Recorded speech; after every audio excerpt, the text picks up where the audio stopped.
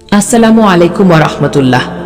সম্মানিত দর্শক, আজ আমরা এমন একটি বিষয় নিয়ে কথা বলবো যা ইসলামের সবচেয়ে বড় এবং ক্ষমার অযোগ্য পাপ হিসেবে বিবেচিত, আর তা হলো শিরক।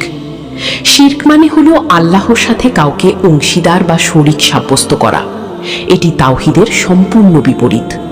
আল্লাহ তাআলা পবিত্র কোরআনে বলেছেন, নিশ্চয়ই আল্লাহ তার সাথে শরীক করাকে ক্ষমা করেন না, এছাড়া অন্যান্য অপরাধ যাকে ইচ্ছা ক্ষমা করেন। আর যে কেউ আল্লাহর সাথে শরীক করে সে এক মহা পাপ রটনা করে। এই একটি আয়াত থেকেই আমরা শিরকের ভয়াবহতা বুঝতে পারি। যদি কোনো ব্যক্তি শিরক করা অবস্থায় তওবা না করে মারা যায়, তার জন্য জান্নাত হারাম হয়ে যায় এবং তার ঠিকানা হয় জাহান্নাম। তাই আমাদের জীবনে এমন কোনো কথা বা কাজ আছে কিনা যা শিরকের অন্তর্ভুক্ত হয়ে যাচ্ছে, তা জানা অত্যন্ত জরুরি। আজকের এই ভিডিওতে আমরা প্রায় 50টি এমন কথা, কাজ ও বিশ্বাস নিয়ে আলোচনা করব যা শিরকের অন্তর্ভুক্ত। আল্লাহ আমাদের সবাইকে বোঝার এবং বেঁচে থাকার তৌফিক দান করুন, আমিন। শিরকের প্রকারভেদ, বড় শিরক ও ছোট শিরক। উপস্থাপক: শিরককে আলেমরা প্রধানত দুই ভাগে ভাগ করেছেন। শিরক আল আকবার, বড় শিরক। এটি করলে মানুষ ইসলাম থেকে বের হয়ে যায়, তওবা না করে মারা গেলে চিরস্থায়ী জাহান্নামী হবে। শিরক আল আসগার, ছোট শিরক। এটি করলে মানুষ ইসলাম থেকে বের হয় না, তবে এটি কবিরা গুনাহের চেয়েও মারাত্মক পাপ। ক্রমাগত ছোট শিরক করতে থাকলে তা একসময় বড় শিরকের দিকে নিয়ে যেতে পারে। এখন আমরা বিভিন্ন প্রকার শিরকের উদাহরণ বিস্তারিতভাবে জানব। বড় শিরকের উদাহরণ। বড় শিরক সাধারণত তিন ভাবে হতে পারে: আল্লাহর রুবুবিয়াত, প্রভুত্ব, উলুহিয়াত, ইবাদত এবং আসমা ওয়া সিফাত, নাম ও গুণাবলীতে শিরক করা। ক, ইবাদতে শিরক, সবচেয়ে প্রচলিত। আল্লাহ ছাড়া অন্য কাউকে সিজদা করা, যেমন কোনো পীর, মাজার বা নেতাকে। আল্লাহ ছাড়া অন্য কারো কাছে দোয়া বা প্রার্থনা করা, যেমন মৃত অলিয়া উলিয়ার কাছে সন্তান চাওয়া। বিপদে আল্লাহকে না ডেকে কোনো পীর, বাবা বা জিনকে ডাকা। আল্লাহ ছাড়া অন্য কারো নামে পশু জবাই করা, যেমন মাজারের নামে বা কোনো দেবদেবীর নামে। আল্লাহ ছাড়া অন্য কারো নামে মানত করা। কবর বা মাজারের চারপাশে তাওয়াফ করা। সাহায্যের জন্য মৃত ব্যক্তির শরণাপন্ন হওয়া। জিন বা শয়তানের সন্তুষ্টির জন্য কোনো কাজ করা। আল্লাহর মতো অন্য কাউকে ভালোবাসা। যদি কোনো ব্যক্তি বা বস্তুর প্রতি ভালোবাসা আল্লাহর ভালোবাসার সমান বা বেশি হয়ে যায়। আল্লাহকে যেভাবে ভয় করা উচিত সেভাবে অন্য কোনো সৃষ্টিকে ভয় করা, যেমন এই পীর বাবা আমার ক্ষতি করে দেবে।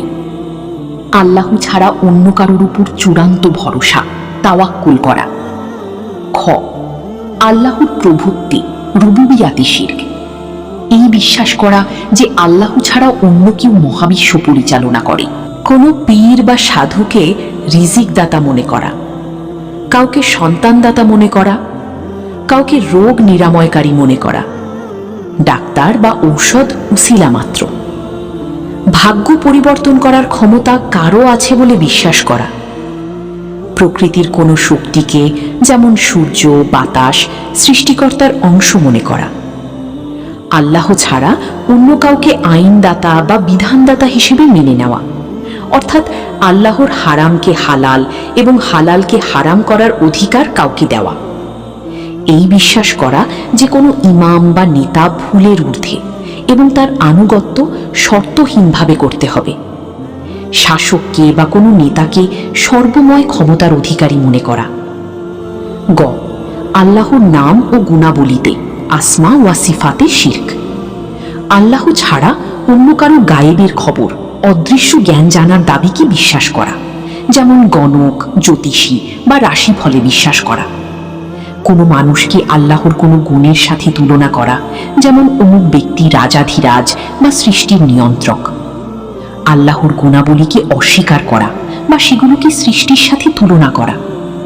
আব্দুল নাবী, নবীর গোলাম বা গোলাম রাসূল, রাসূলের দাস, এই ধরনের নাম রাখা, কারণ আমরা কেবল আল্লাহরই দাস বা আব্দুল্লাহ।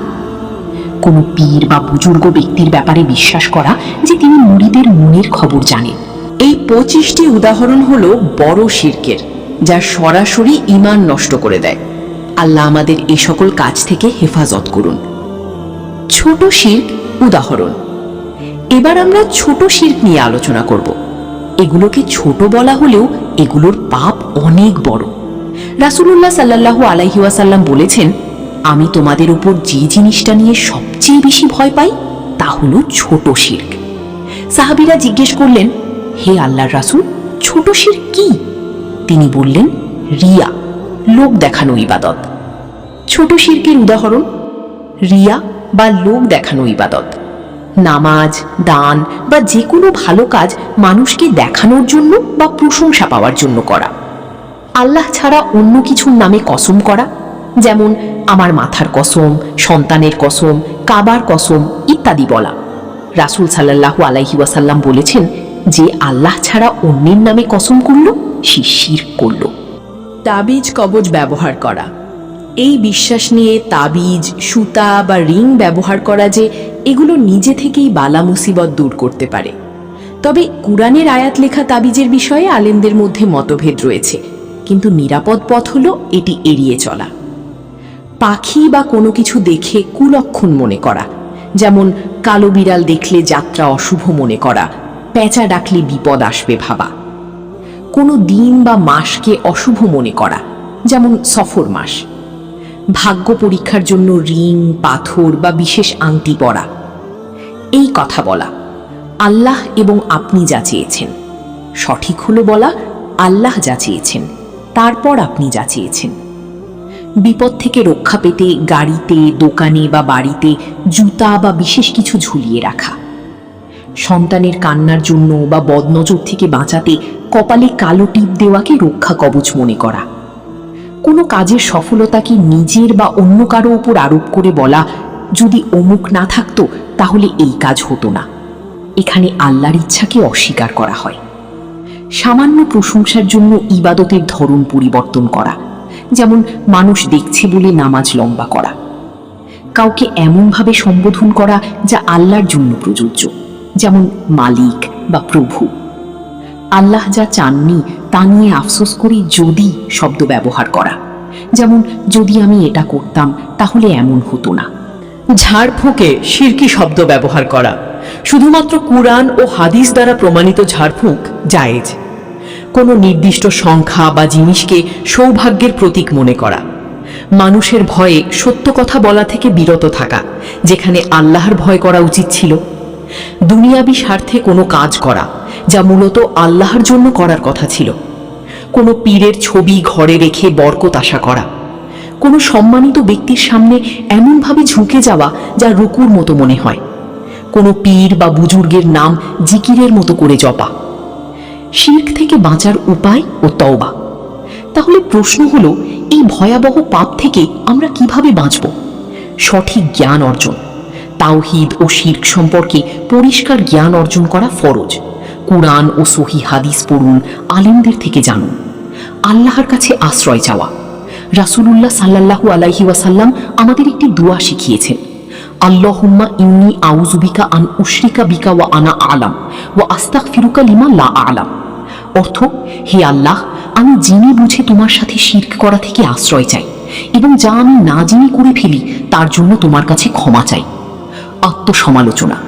প্রতিদিন নিজের কথা, কাজ ও বিশ্বাসকে পরীক্ষা করুন।